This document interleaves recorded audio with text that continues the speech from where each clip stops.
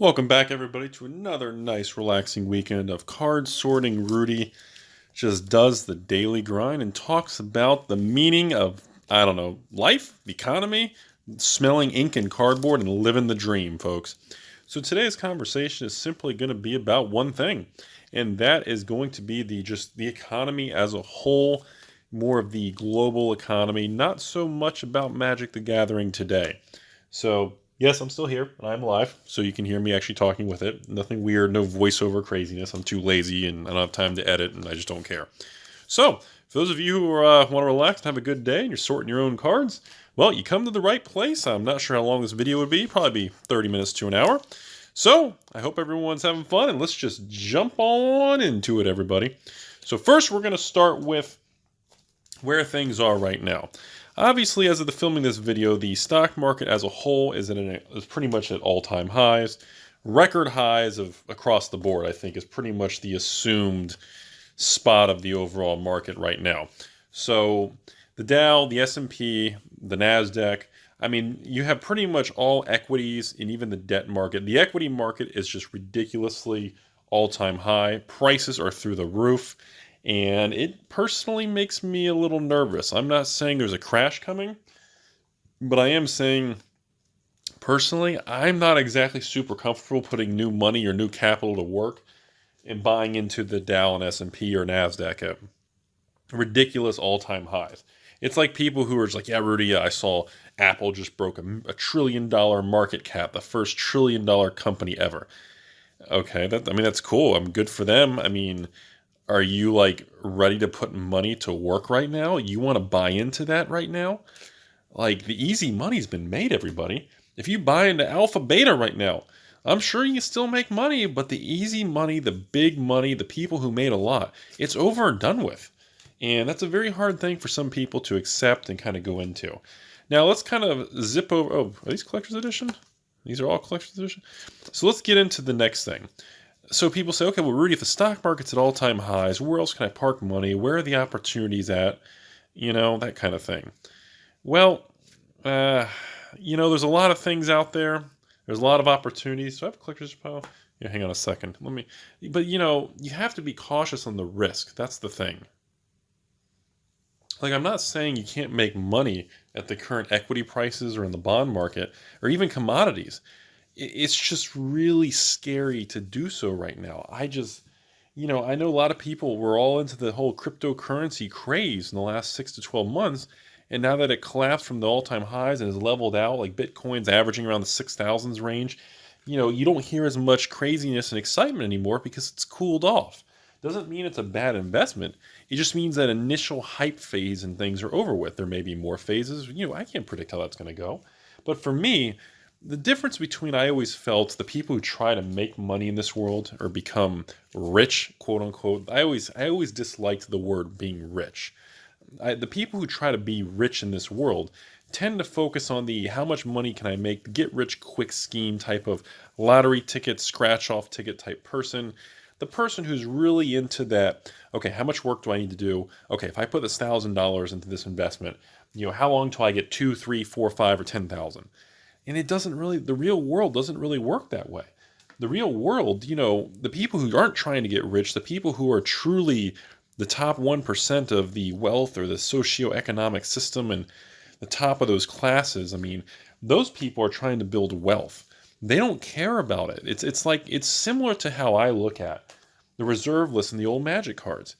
I prefer Magic cards to grow at a slow, steady 5 to 8% a year. I always felt the infamous lucky number 7 was like the perfect amount of return for a Magic card. I always like Magic cards, and even my bonds or stocks or anything, to average a nice, stable, happy 7% return a year. When you start getting double-digit returns, it makes me nervous. Because it's moving so quick, historically, you're probably going to have a retrace or a reset or something that's eventually going to make it cool off. And usually extreme hard, just like we talked about in the other podcast discussion video with everybody. It was about a week or two ago. We talked about the rubber band theory. And when the markets crash and you have a very steep decline, historically that rubber band is pulled so hard downwards that it's going to have a strong uptick back up. And usually that does create a very good buying opportunity. Now, the same thing is true on the other side of the coin. So when we have, what's a good example? So when we have, Bitcoin skyrocket and it stretches real high, that's why it most likely, and it did, it had a very strong retrace, or some people call it a crash or correction. There's a lot of ways to kind of call it, but that's why we had that kind of reset period. So no matter how you want to call it, that's why we had that kind of cooling off type of thing happen. And I think people really tend to misconstrue that for something negative, when really it's not really a super negative thing. It's more of just a changing of the guard. It's more of a consolidation. It's healthier. I like to see that. And the people who try to build wealth in this world, they usually like that. They're not trying to get rich overnight. These are people on journeys. These are, I hate to sound like a role-playing game or a Final Fantasy or a video game, but Chrono Trigger or the old stuff. By the way, did you guys see this card? For those of you not listening, you're actually watching. You like that beta-looking sinkhole? It's not a beta. That has been actually painted on. It's actually a white-bordered unlimited sinkhole that was painted on. It had no real value. Just wanted to share. I thought that was kind of a funny thing. I thought you guys would appreciate. It's very well done, though. I gotta admit, very well done. So, anyways, I just wanted to point that with everybody. It's just the perspective is very, very different, and that's kind of what I'm getting at. So, I want people to realize that there really is a lot more to it. It's not just this simple thing of just trying to make a lot of money and trying to just walk away. You have to make a decision. It's like a life choice. You've got to make that life choice, that long-term mindset to become, more successful or build wealth or want to invest. It's, a lot of other people have talked about that. It's the same thing with Magic the Gathering.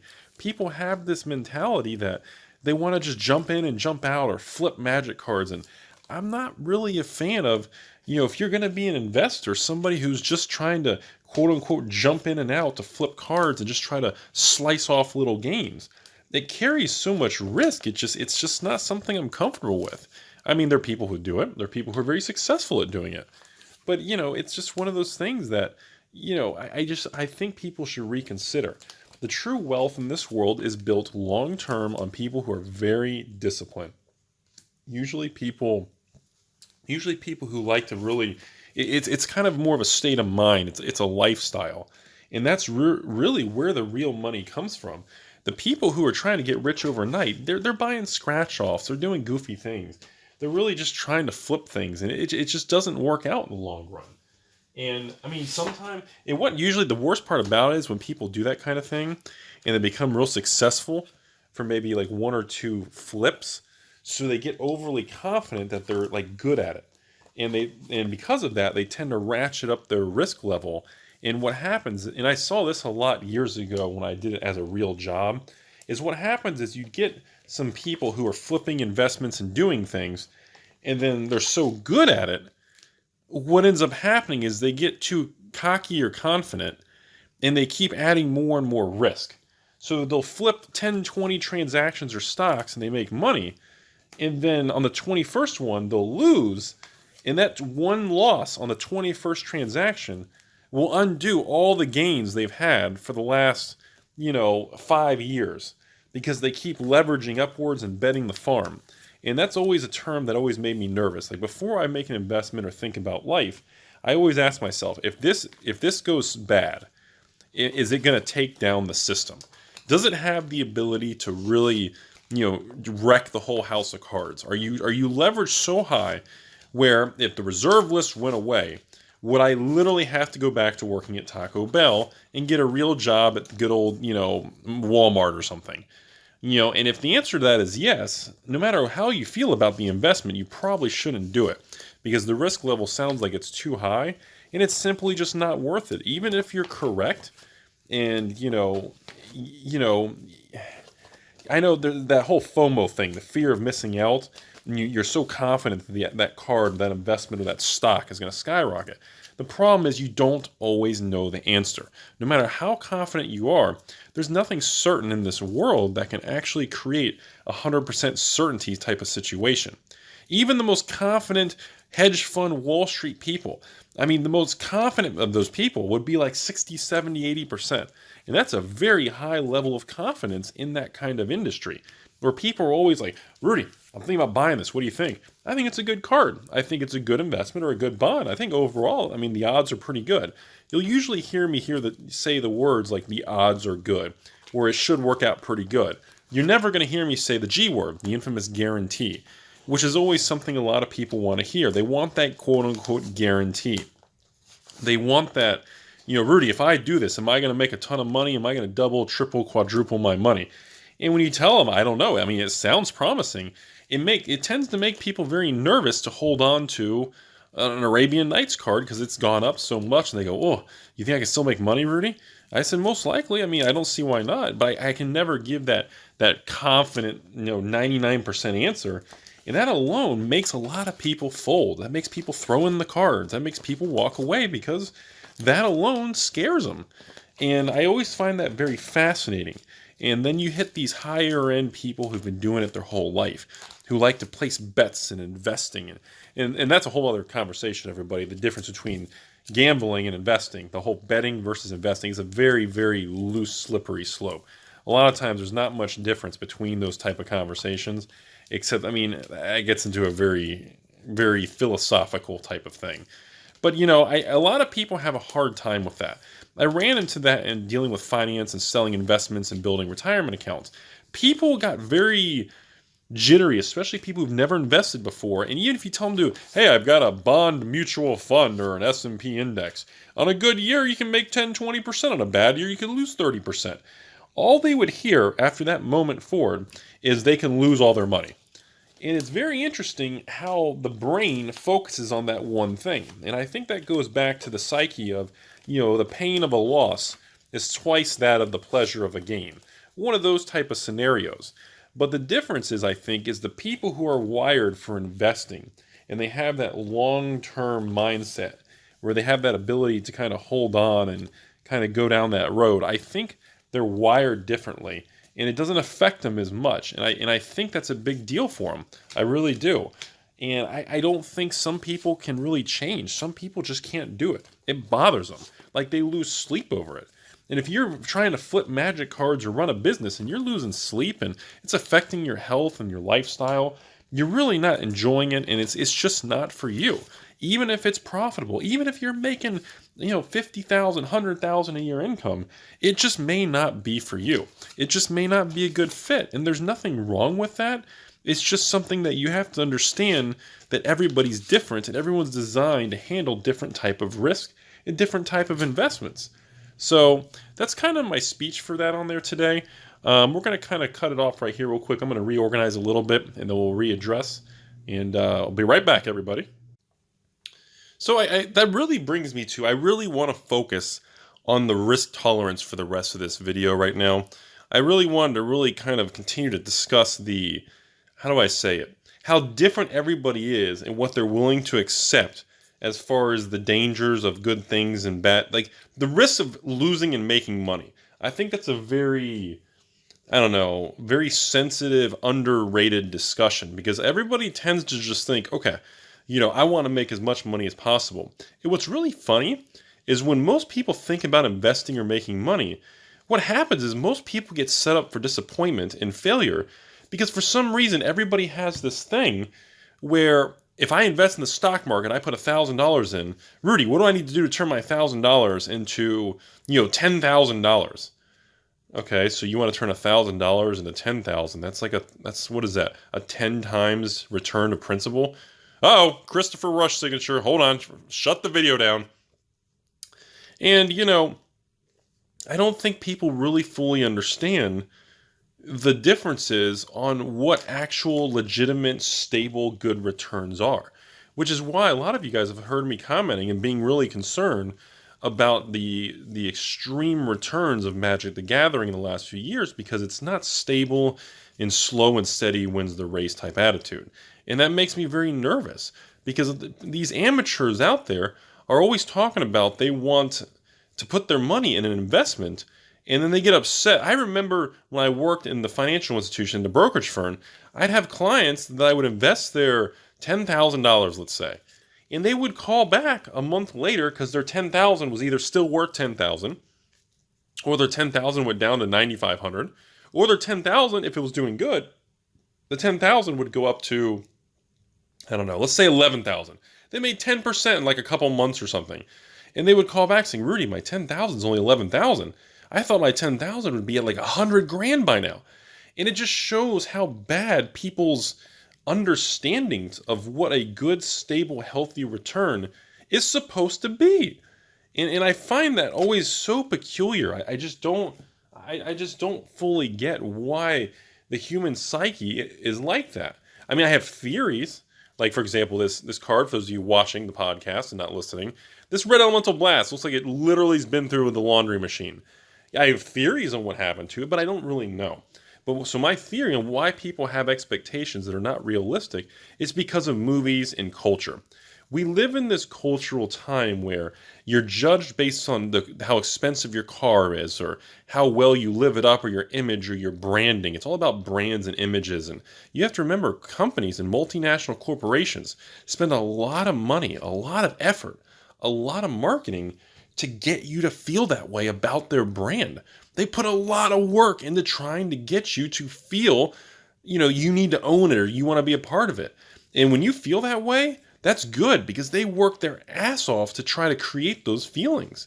And I don't think people fully grasp or have the depth of knowledge, or their brain is firing on all cylinders, where they can fully understand how that works or why they're thinking of that kind of thing. I know it's silly sounding to a lot of you listening, but to a lot of you out there, you're not familiar with it. Depending on where you are in life, how young, old, maybe if you're in college or what industry you work in, it's always very different. So this may be boring to some people, but fascinating to others. But it goes back to the returns and things. So when people for some reason, it's like in magic. I get the same thing, everybody. People will invest in reserve list cards and they'll put in like $10,000. In their $10,000 reserve list cards, maybe they're worth $11,000 or $12,000. Then they go to sell them to someone like me, and I give them buy list plus a bonus. So in other words, I'm going to pay them like $6-7 grand, and they don't know why they lost 20-30%. And I tell them, well, honestly, just take 6 months out of your schedule or a year, sell the cards individually on your own. You'll get a lot more money. I mean, you don't have to sell to me. You don't have to sell to the big card companies online. It just depends what you want to do. If you want to be patient and sell your own cards, you're going to get a lot more money. When I say a lot more, I mean after shipping fees, eBay, PayPal, TCG Player, you're still going to lose a good 20%. So, I mean, you can get, you can net 60, 70 cents on the dollar instead of buy listing for 50, 60 cents on the dollar. I mean, there's always some form of transaction cost or e-commerce or something. There's no way to say, I want $1,000 for this card, and I'm only I want a net 1,000. Unfortunately, we don't live in a time where it's like that. A lot of people don't like that. It almost makes them angry, everybody. They don't want to hear or accept the idea that, there's a lot of things out there that's just not the way it is.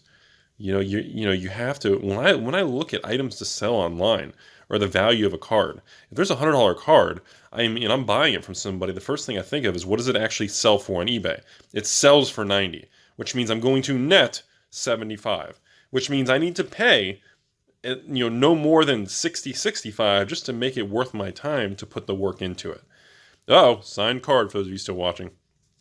And, when you say that to some people, sometimes people are okay with it. They understand. They've been around the block. They know the way business works. But every once in a while, you do run into people that they get triggered and real angry, and they can attack you, and then they'll take your messages and go online and say Rudy's evil, or so-and-so Card Castle Kingdom Snowball is an evil company because they only offered me this and that, and they tried to destroy me, and you start running into that. And the reality is, those big card companies that compete with me, they didn't do anything wrong. It's just the problem is some people just don't like hearing that, or they just don't like what's going on. They don't like the way it works. And I mean, there's nothing I can really do to change that. It's not really their fault. They're just maybe not informed, or just not aware of maybe how the system works. So, I mean, you can't always blame them for that kind of stuff, but I think it's important to just educate everybody and make people understand what they're getting into. And that's one of the reasons I talk to people about, when you're going to buy or invest in magic cards, you better have a longer time horizon. You better not be, rack up your credit card, and then next month you're going to turn around and have to pay that credit card and sell your investments or your assets. You really don't want that. that makes it a lot more high risk. It's dangerous. I mean, what if there's a downturn in the economy as a whole, or Magic the Gathering, and you have to liquidate, and you spent 10 grand on Magic cards in your credit card, and you thought that 10 grand was going to double to 20.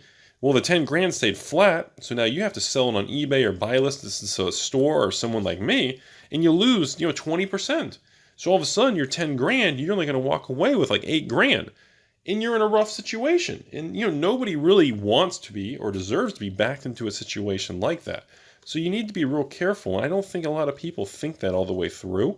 And I think a lot of that is where, I think a lot of that is where a lot of the negative experiences come from when I go online and I get messages of people saying, Rudy, have you ever bought from this seller on eBay? Have you ever sold your cards to this store in, California or New York or Texas? And I'm like, and I don't get involved in that. I'm not going to judge other people's businesses unless I have firsthand knowledge or something happened between me and the business. It just sounds like to me, the individual was just kind of ignorant or ill-informed or just didn't know the way things worked. And it's not really the individual's fault, and it's not really the store's fault. The person should have done more research, and the store maybe should have been more transparent. So, you have a little bit of fault usually on both sides. And, you always have to remember that. As with all issues and people that are unhappy, there's always good and bad and fault on different directions. And, it's one of those things where that's why whenever things happen, it's always both parties' fault to an extent. But, it gets into that. And I deal with that stuff all the time. People send me messages saying, hey, Rudy, I want to sell my Black Lotus. It's unlimited. It's white bordered. I want to get 10 grand for it. I'm like, all right, well, it's played, which means it's probably going to sell for like 6 grand on eBay if you're lucky. Yeah. And if that's the case, after shipping and fees, hopefully it goes well. You're going to walk away with 5 grand or just over 5 grand. And that's assuming you get a good buyer with no problems. And I say, okay. And they email you and say, well, how much will you give me for it? And, immediately when people are aggressive and they say things like that, I tend to back away. I don't just give out guessing quotes because they're never accurate. If you get the card in the mail and I inspect it and the condition's worse than they said, or if it's not real, or if there's problems, it makes them unhappy. If the card's in better condition, I would have paid more, but I'm not going to go back and say, hey, let me give you more money. You were wrong. So it makes for a very uncomfortable situation, which is why I tend to, all the businesses and the collections you guys see online is pretty much just me, people sending me things. I give them prepaid shipping labels, and then I evaluate it, and I tell them where we stand, and if they like it, I usually buy it. Every once in a while, we can't come to an agreement. I just have, the cards have to be returned. I mean, it is what it is. I would say for every 30, 40 transactions and collections that come to me, every once in a while, we just don't work out. We're just not on the same page. Our expectations of the guy who brought the cards to me, their expectations are just too high. That Black Lotus that I can get 5-6 grand on eBay for, he goes, I want 10,000 cash for the unlimited. And I'm just like, dude, it's just not even worth that. And I tell him, I said, hey, I'm not going to be able to help you. I'm sorry, but I would recommend selling it yourself on eBay. And I think you'll be able to walk away with, 5 or 6 grand on your own. You're like, oh, no. My eBay's different. Oh, good Lord. What are you talking about? And you get that sometimes. And what happens is usually the conversation can escalate and a lot of emotions start happening. And that's when things start getting a little rocky. And then, of course, every once in a while, you run into people online when you deal with this kind of business that will send you messages and say, okay, well, I don't like what you're saying, Rudy. That price is, you're trying to just destroy me and ruin my life. I'm gonna send all these messages and go on Reddit and tell the world about the price that you offered me. And it's like, okay. And I'm like, hey, sorry you feel that way, and I wish you the best. And then usually we cut off and I don't reply anymore because now you're showing hostility, and the individual is just showing that they're not stable. And there's usually in situations like that, and this gets into the psychology part of the video, everybody. Usually in situations where people send messages like that and they start escalating and getting real emotional or angry, 9 times out of 10, there's a lot more going on in that individual's personal life and situation. They're usually under a duress type situation. Maybe they have pressure, stress, financial stress, maybe a personal relationship, family, medical. Something's going on that usually causes those kind of reactions, because people don't really wake up in the morning and act that way. Human nature, you don't just wake up and eat breakfast and say, you know what, I'm going to go attack or get aggressive with somebody. That's not how the real world works. Usually what happens is, people start off very calm and they continue to get pushed and have problems and other issues. And you have that spillover and collateral damage in the different parts of life. And that's usually where those things come from. So you have to always remember that when someone kind of starts getting aggressive or very angry with you, chances are there's a lot more other things you're just not aware of that's going on. And you got to be real careful judging that person because you don't know what they're going through. And that's something I've learned over all the years of dealing with like financial management, building retirement accounts, investments, risk tolerance, buying and selling, transactions, all of those different categories. You always have to keep in mind all these different variables because chances are one of those variables is what's causing that person to behave that way. And you can't really judge them because we don't really know what the variable is. What if that person just had a death in the family or they just lost their life savings to a scam? You don't really know. And we can't say anything until we actually really get the answers to those questions. All we can do is just say, okay, this person's very volatile. This is a higher risk individual. Something's not right. We need to back away and just let them do their thing. And you guys, I get attacked all the time personally. I have friends who get attacked. I know stores all over the country that get attacked. But in the reality of it is, it's like me. I love it. One of the things I really like is when people send me a message on eBay. They say, Rudy, I'm thinking about buying a box of Magic from you for $90 on eBay. Okay. But Rudy, I'm really concerned. I see you have some negative feedback about some problems, and I just want to know where you stand and what your response is.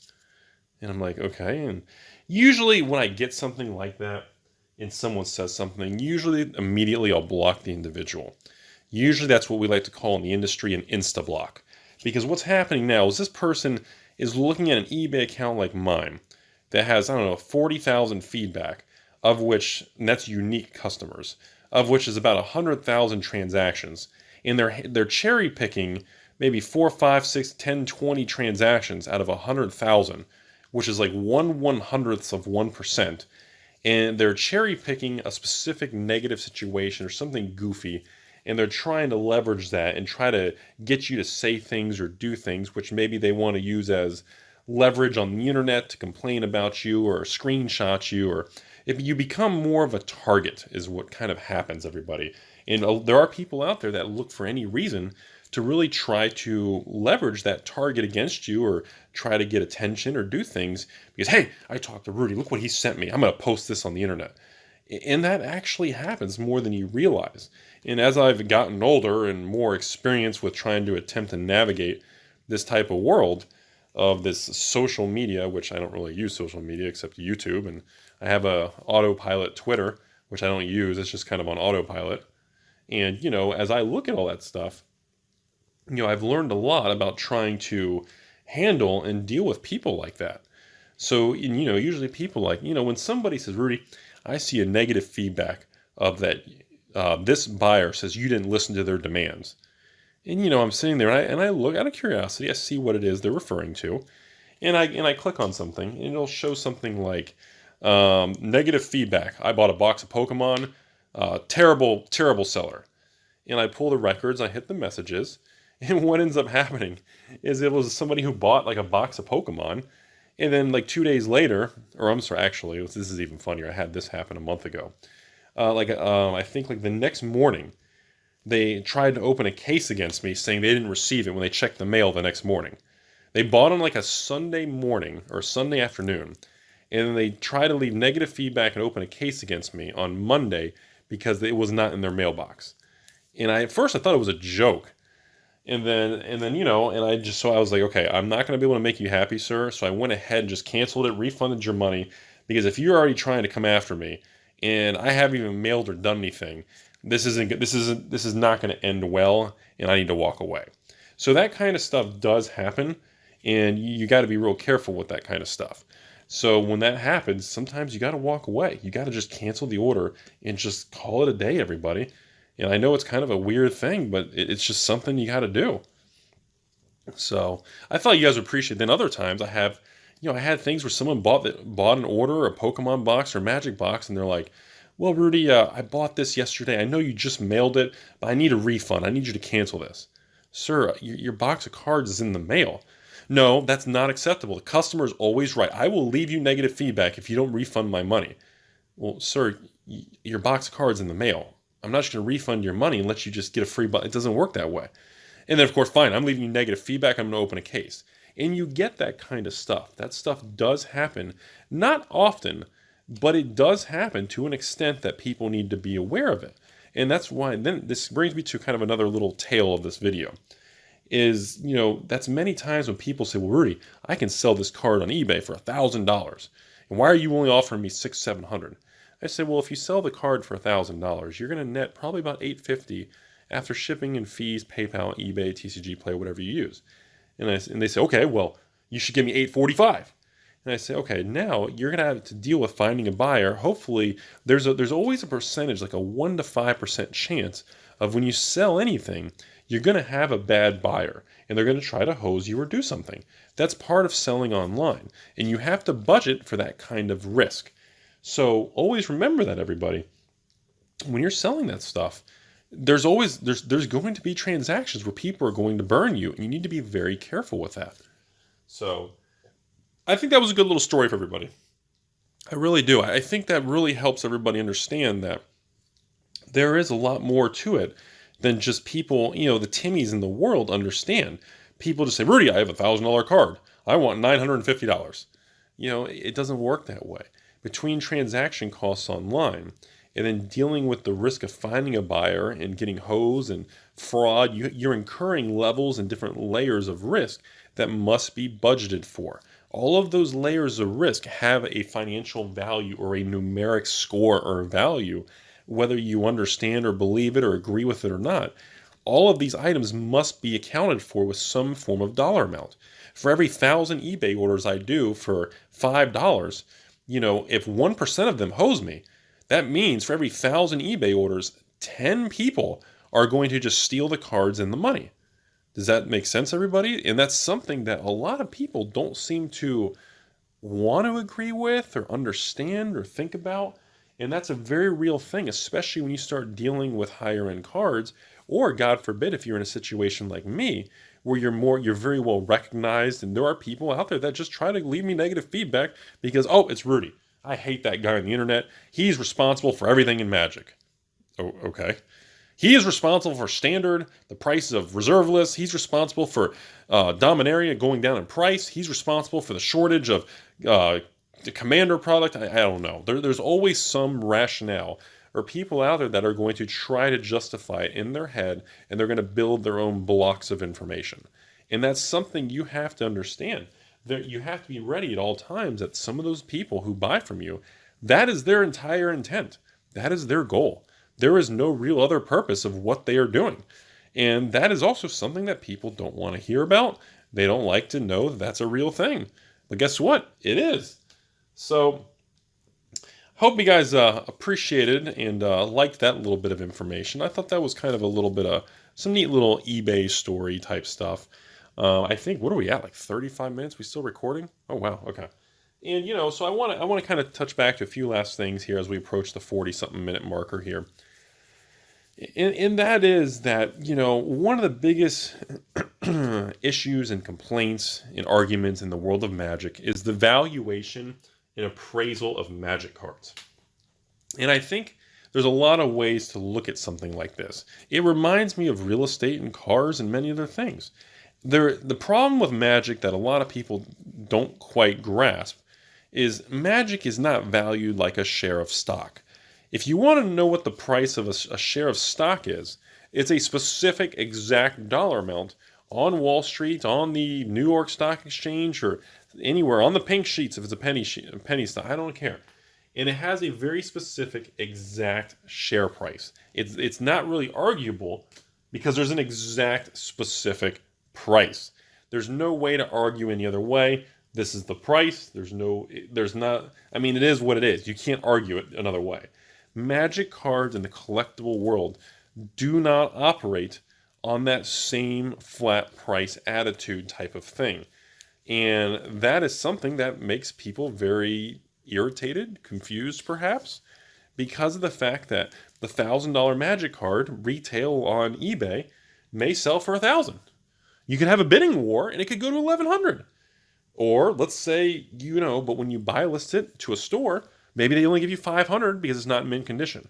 Okay, well maybe this time this store will buy list and give you 550. Okay, well maybe I'm going to sell it on my own and try to get 1,000. And let's say you end up getting 999. But after shipping and fees, you actually walked away with 840. So as you can see with one specific card, I've already said and commented on what? 6 different prices? And that makes for a very arguable thing. And that's something I think a lot of people have a hard time wrapping their brain around when you deal with the world of collectibles. Is every Magic card does not have a just specific firm set price. It doesn't exist that way. That's just not the real world. Sorry, it's just not true. So that's something I think is important for a lot of people out there who want to get involved in this stuff to fully understand. So I think that's really, I think this is a pretty good episode and pretty good time to wrap everything up, everybody. We've done a lot of rambling today, a lot of jumping around on topics, just to kind of get the old noggin thinking. I think this was a lot of fun. Hopefully some of you guys listening actually are willing to listen this long, and you guys learned something or you thought it was fascinating. I don't know, if anybody listened this long, comment in the comment section so I actually know you listened. Like, how long? Like 35, 40 minutes in the video. I don't know. Say something goofy like, I don't even know. I don't know. Hashtag Rudy's face. I have no idea. I don't know.